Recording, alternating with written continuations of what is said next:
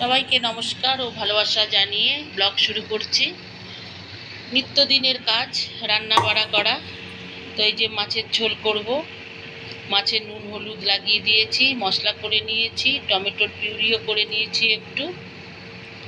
তো এখন আমি কড়াইতে তেল দিয়ে দেবো গ্যাসে, দিয়ে মাছগুলো একটু ভেজে নেব।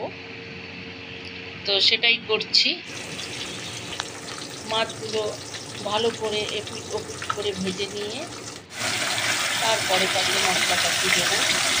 আজকে মাছে আলু দেবো না, কোনো সবজি দেবো না, একঘেয়েমি ভালো লাগে না। মাছের আলু দিয়ে বা বেগুন দিয়ে, ফুলকপি দিয়ে, অনেক কিছু দিয়েই মাছ খাওয়া যায়।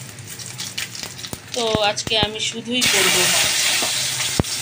তো যথারীতি দিয়ে দিয়েছি তেলে গরম মশলা, গোটা জিরে, তারপরে এলাচ, দারচিনি, তারপরে একটু পেঁয়াজ দিয়ে দিলাম। পেঁয়াজটা একটু ভেজে তাতে টমেটোর পিউরিও দিয়ে দিলাম। এবারে একটু ভেজে নেব টমেটোর পিউরি। তারপরে মাছ ভাজা করে রেখেছি। এই যে এবারে মশলাটা একটু ভালো করে ভেজে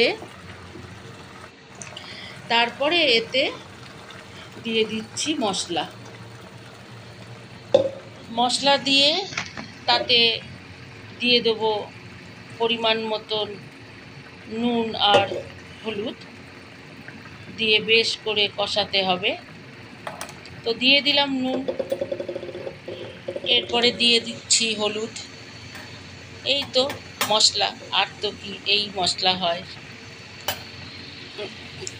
আর যদি একটু আলাদাভাবে খেতে হয় তাহলে নানান ধরনের হয়, যেমন তোমার কাজু বাটা দিয়েও হয়, দেয় কেউ, মানে অনেকেই। আমি আজকে একদম সিম্পলভাবে করছি। তারপরে সর্ষে বাটা দিয়েও কিন্তু মাছ খেতে বেশ ভালোই লাগে। আমার তো বেশ ভালো লাগে সর্ষে বাটা দিয়ে। তবে এটা বড় কাতলা মাছ, তো তাই একটু কষা, তোমার বেশি ঝোল রাখবো না, একটু কষা কষা করে মাছটাকে করব। তো মশলাটা দিয়ে, তো একটুখানি মশলা ধোয়া জল দিয়ে বেশ করে কষিয়ে নেবো। ঝটপট হয়ে যাবে মাছটা। মাছ কষিয়ে নিয়ে তাতে মাছের মশলা কষিয়ে নিয়ে তাতে মাছও দিয়ে দিয়েছি। এইবারেতে এইটা ফুটছে, তারপরে দিয়ে দিচ্ছি ধনেপাতা। এই তো মাছ রান্না কমপ্লিট। এইবারে করব খাওয়া দাওয়া। তো সবাইকে টাটা।